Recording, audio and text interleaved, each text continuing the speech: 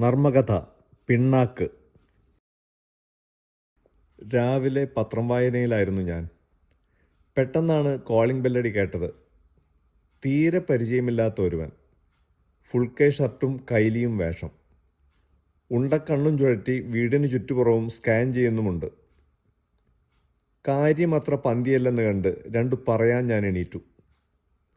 ചേട്ടാ, ഞാൻ സഞ്ജയൻ. ഓഹോ, അപ്പോൾ വിദൂഷകനാണ്. എന്താ?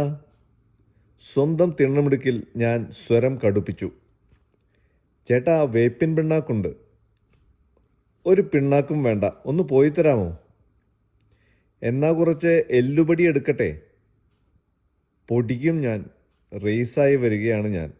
അതല്ല ചേട്ടാ, ഞാൻ വടക്കം പറവൂരിൽ നിന്ന് വരുവാണേ, വളത്തിന് ഓർഡർ എടുക്കാൻ. ഇവിടെ ഒന്നും വേണ്ട, ആവശ്യത്തിന് തെങ്ങിനിട്ടിട്ടുണ്ട് എന്ന് വീണ്ടും ഞാൻ. അത് ആട്ടിൻകാട്ടമല്ലേ, അതാണ് ഇവിടുത്തെ തെങ്ങോലയ്ക്ക് ഇത്ര പച്ചപ്പ്. അതെനിക്ക് സുഖിച്ചു.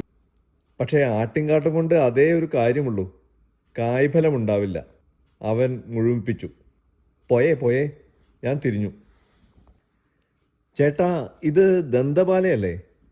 ഇതിൻ്റെ ഇല വെളിച്ചെണ്ണയിലിട്ട് വെയിലത്ത് വെച്ച് മൂപ്പിച്ച് തേച്ചാൽ മുടി കിളർക്കാൻ ബെസ്റ്റാ.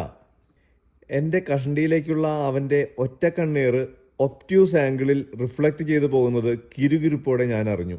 പട്ടിയെ ഞാൻ അഴിച്ചുവിടണോ അതോ ഞാൻ തന്നെ? കുരയ്ക്കുന്ന പട്ടി കടിക്കില്ലല്ലേ, എൻ്റെ ചിന്തകളുടെ തുടർച്ചയെന്നോണം അവൻ. ചേട്ടാ, ഇവിടെ എത്ര എണ്ണം ചെടികളാ. നെല്ലിക്ക, തളം വയ്ക്കാമെന്നാണോ അവൻ്റെ ഒളിയമ്പ്? പിന്നെ അരിനെല്ലി, പനിക്കൂർക്ക, കറ്റാർവാഴ. അയ്യോ, ഇതെന്താണെന്നറിയോ? ഒരു പാഴ്ചെടി പിഴുതെടുത്ത് ചെക്കൻ തുടർന്നു. ഇതാണ് മുറികൂട്ടി. ഏത് മുറിവിനും ബെസ്റ്റാ. എല്ലാം പച്ചമരുന്നിന് ഉപയോഗിക്കുന്നതാണല്ലോ. ചേട്ടൻ വൈദ്യരാ? അവൻ എന്നെ പൊക്കിക്കൊണ്ടേയിരുന്നു. യൂട്യൂബ് ഷോർട്സിൻ്റെ സമയപരിധി കാരണം കഥ മുഴുവൻ ഒരു വീഡിയോയിൽ ഉൾപ്പെടുത്താൻ സാധിക്കുന്നില്ല. ക്ഷമിക്കുമല്ലോ.